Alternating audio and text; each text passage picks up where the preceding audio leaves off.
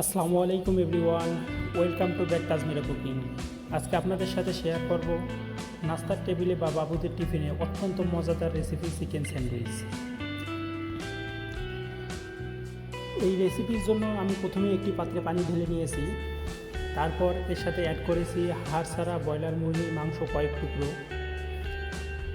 এরপরে সামান্য পরিমাণে গরম মশলা, 1 চা চামচ আদা বাটা, 1 চা চামচ রসুন বাটা এবং সামান্য পরিমাণে লবণ। আরও এর সাথে অ্যাড করেছি সামান্য পরিমাণ সয়া সস এবং সামান্য পরিমাণ সিরকা। এরপর ঢেকে দিয়ে সিদ্ধ না হওয়া পর্যন্ত জ্বালিয়ে নিব। দেখুন, আনুমানিক 15 থেকে 20 মিনিট পর মাংস খুব সুন্দরভাবে সিদ্ধ হয়ে গেছে। আপনারা হাত দিয়ে চাপ দিলেই বুঝবেন, হাত দিয়ে চাপ দেওয়ার সাথে সাথে ছিঁড়ে যেতেছে। এখন আমি একটা বাটিতে তুলে নিব পানি ছাড়া। আমার বাটিতে তুলে নেওয়া হয়ে গেলে হাতের সাহায্যে একটু চাপ প্রয়োগ করলেই মাংসগুলো ঝুরো ঝুরো হয়ে যাবে। আপনারা ইচ্ছা করলে ব্লেন্ডারও ব্লেন্ড করতে পারেন। দেখুন কত সহজেই 1 থেকে 2 মিনিটের ভিতরেই মাংসটা কত সুন্দর ঝুরো ঝুরো হয়ে গেছে। এখন আমি এর সাথে অ্যাড করব 2 চা চামচ ম্যায়োনিজ। আপনারা যে কোনো দোকানে কিনতে পারবেন। তারপর এর সাথে আরও অ্যাড করব সামান্য পরিমাণে টমেটো সস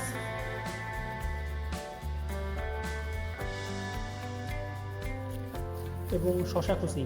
আপনারা অবশ্যই শসা কুচি করে চিপে পানি ফেলে দিয়ে তারপর শসা কুচিটা অ্যাড করবেন। তারপর অ্যাড করতেছি 1 চা চামচ ঘি, পরিমাণ মতন লবণ, সামান্য পরিমাণে গোলমরিচ।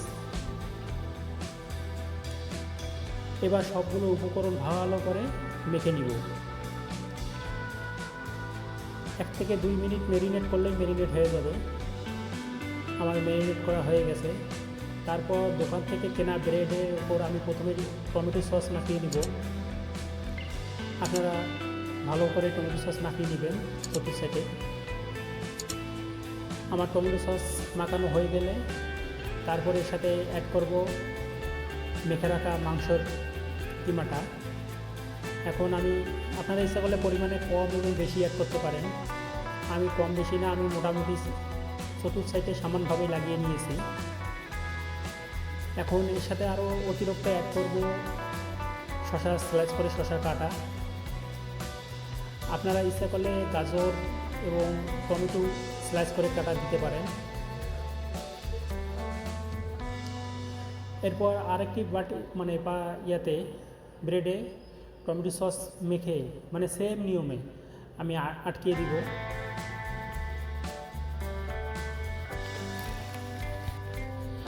এর উপরে একটি ডিম পোস্ট দিব। ডিম পোস্ট আপনারা সবাই পারেন, সেজন্য আমি ভিডিওটা লং হয়ে যাবে, সেজন্য ভিডিওর সাথে অ্যাড করিনি।